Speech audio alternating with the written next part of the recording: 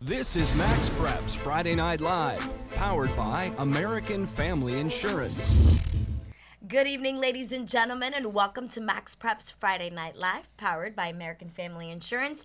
I'm your host, Joanna Gomez. Joining me in the studio, as usual, this Friday evening, Jason Alpert. It's always great to see you on a Friday Ready night. to rock and roll. I'm telling you, that music and our open da-da-dun-dun-dun. You like it gets it, me huh? going da-da-dun-dun-dun. So I'm ready to go. I'm glad it gets you going because, you know what, we've got reporters pretty much everywhere around the country, and today, this evening, we have two in California, one in Northern California, one in Southern California, because we're keeping an eye on the two big games. One of them, Mater Dei versus St. John Bosco. The other game in Northern California, that is Franklin and Elk Grove. So two big games. Huge games. And before we talk specifically to our guys who are at those games, we want to bring in the third member of our team, the three amigos, if you will. Right. MaxPreps.com National Football Editor Steve Spiewak, who, Steve, I tell you, you look at these games and really it's the two biggest sections, the two biggest parts of California. It's almost two different states almost when you talk about Northern California and Southern California. Yeah, at least that's how it's like for a non-California native. Such a massive state with good football played in so many different parts of the state. But you mentioned the Northern California game, the Sac Joaquin showdown between Elk Grove and Franklin. Probably two of the top three teams in Northern California, along with De La Salle from the Bay Area. Elk Grove, kind of a long-standing traditional power in the Sac Joaquin section, and Franklin, kind of the up-and-coming game. But yeah, a lot of good football in the state of California and throughout the country tonight. That's great to hear from Steve Spiewak. Now we're going to go to Joe Davidson. He's from the Sacramento Bee, and he's a contributor here at MaxPreps, and he's actually at the game right now. So you're going to talk to us about this game right now because these two teams are pretty much neighbors, Joe. How's it going? I'm fine. Good to hear from you guys. Yeah, Elk Grove is a long-standing school, built in 1893. So they're the oldest school here. Elk Grove's just south of Sacramento, and then Franklin High School is kind of the new dog to the party here. They're in their 10th varsity season. Has had some good seasons, but never had the section championship teams. Elk Grove's won 5 of them, been in other championship games. So here we go. And then last year, Elk Grove went 12-1, including beating Franklin to win the Delta Valley Conference. Should be a toss-up game here. Elk Grove loves to run the ball. They have an interior line that just devours people on the wing tee. They will not have its quarterback tonight, Elk Grove, Tommy Arnold, who's a very steady junior quarterback. He's been suspended for disciplinary action, so he'll sit. And that's in high school. We don't have a lot of depth in that position, so that should favor Franklin. Franklin's not as fast, and neither team has a lot of Division I recruits. But, geez, it's kind of the beauty of high school football. You know, you don't have to have Division I recruits to be a good team or even a great team. And Steve mentioned that these two teams are in our top 5 in Northern California in the MaxPreps rankings.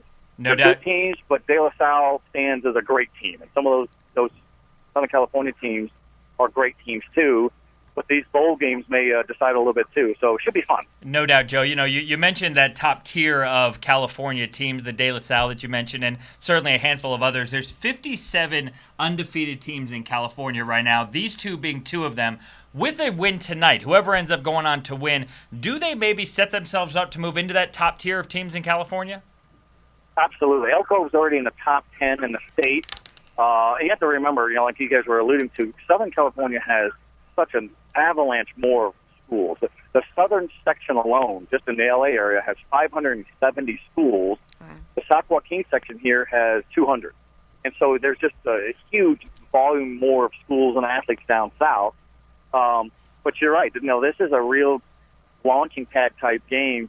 And high school sports in California are so much like the BCS. Well, how do you get into a state bowl game? Simple. You just don't lose any games. You just win them all, or at least get to your section championship and win. And so we'll see. But Elk Grove's Division II, Franklin's Division I, and I think both of these teams long-term are looking at for a great showdown to have with De La Salle. Everybody up here knows about De La Salle. They respect De La Salle. You can't argue the results. And they'd love to match their product against De La Salle, and that could happen in a NorCal regional game with the winner going to a state championship, maybe in the open game.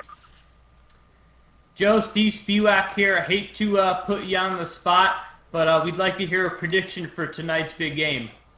I would have gone with Elk Grove as a home team, faster defense, but when you lose quarterback, Steve, that should be enough of an advantage for the other team. And, Tommy Arnold's a very capable passer. They don't throw a lot. Now you put this backup in, Guy Hall, who's a linebacker, who runs like a linebacker. So I'm going to go advantage Franklin. I'd only be surprised if one team blows out the other. It's kind of a toss-up game, Steve, but if somebody smokes the other 35-7, then I'll be absolutely surprised.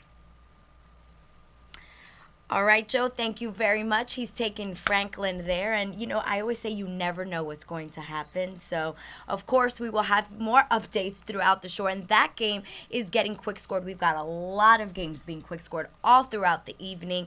But that game is being quick scored. And Joe's going to have updates. And, of course, you can stay up to speed with what's going on MaxPreps.com. And, of course, we will have updates later on during the show. Now, we do want to head down to Southern California. We mentioned the two parts of California. Now Yeah. we're going to head to my guy, Leland Gordon, who's at the Modern Day and St. John Bosco game. And Leland, you've become kind of a regular on this show, so welcome back. We're happy to have you in the fold. Well, great to be here, and in true Southern California fashion, I am sitting in traffic right by the stadium. Oh, we love it. How bad is it? Well, for Southern California, it's normal. It's all relative. I get it. Yeah. Hey, this game has kind of turned into the unofficial Trinity League championship game. I assume the standings are going to play out that way, and these two teams realize that, don't they? Well, there's 6 teams in this league, and both teams come into this game at 2-0. Now, St. John Bosco is 7-0 on the field, although they have 4 forfeit losses. And the real question about St. John Bosco is last week they needed overtime to beat the perennial doormat in this league, which is J. Sarah Catholic. J. Sarah Catholic has won 2 league games in the last 5 years, but St. John Bosco nearly blew a 3-touchdown lead and had to get overtime. So whoever wins this game is in the driver's seat for the Trinity League title, and that means a great seed in the Pac-5 playoffs and so on and so on. Leland, you mentioned a little bit about the forfeit losses for St. John Bosco. They haven't lost any games on the field, and we saw a similar situation last year with Vista Murrieta. They were undefeated on the field and arguably the top team in Southern California, but they were unable to qualify for a bowl game. They were picked over by the CIF. Do you think that's going to happen again with St. John Bosco? Could you foresee them winning the Trinity League and possibly earning a bid to one of the CIF bowl games? Well, first off, nobody should try to get in the heads of the selection committee because who knows what's going on in those discussions. But I think when you take a team that broke rules, whether on purpose or not, and you decide to choose that team for a regional bowl game, you've made a statement.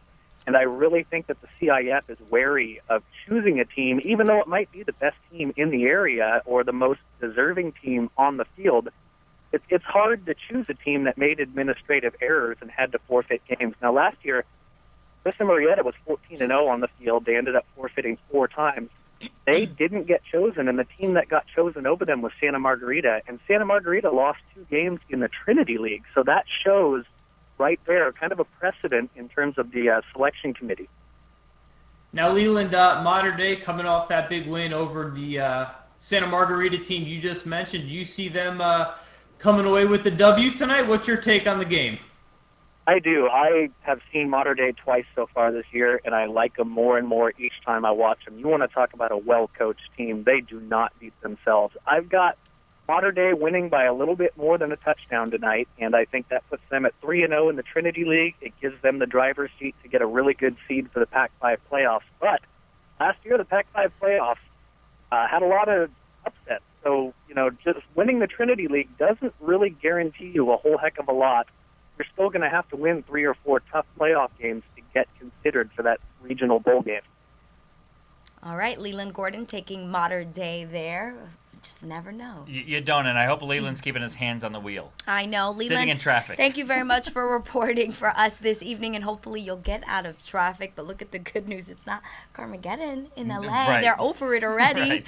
So moving forward, we're going to take a live look in. We're going to check in on one of the games, our first live look this evening. This is brought to you by Play on Sports, and right now we're watching Independence versus Siegel. Right now this game is going on. We're going to get more information of exactly what quarter and exactly what's the score in just a sec here. Independence in the white, I can tell you that much. There they bring up the score for us. We appreciate that. Siegel a 21-6 lead in this game. Siegel comes in the number 2 team in the state. They've already wrapped up that Class 6A Region 7 title, and Steve Spiewak, they have some pretty talented kids on this team that have led them to this 8-0 perfect record so far. Yeah, they were actually trailing earlier in this game. I was keeping an eye on it earlier this evening, and now they've come back. And it looks like probably scored 2 unanswered touchdowns to take the 21-6 lead here. This Siegel team was not a team that people pointed to in the preseason as one of the top teams in the state of Tennessee. A lot of people now are considering them up there with the Maryvilles, with the Whitehavens, with the Ensworth teams as kind of that top echelon of teams in Tennessee. So it's going to be interesting. That Class 6A bracket will not be an easy one come playoff time. So this is a nice win if Siegel can hold on here, but they're still going to have to see Maryville, Whitehaven, some of those other teams that you expect to see in the playoffs each and every year. So I think we'll find out in the next 2 or 3 weeks how legit Siegel is. No doubt. And listen, their success started last year specifically when they set a school record with 8 victories, and they already have 8 here. So if they are able to win this game, hold on against Independence, it's a new school record for the Stars. They would go to 9-0. Yeah, it's kind of one of those deals, Jason, where it's you need to almost see a team do it before you can buy into that team as being an elite team in the state. So I think for people in Tennessee, until they see Siegel beat, again, a Maryville, a Whitehaven, a top 6A team like that, it's difficult to really put a whole lot of stock into a team that hasn't had that caliber of success. And so that's why their performance in the playoffs will be so telling.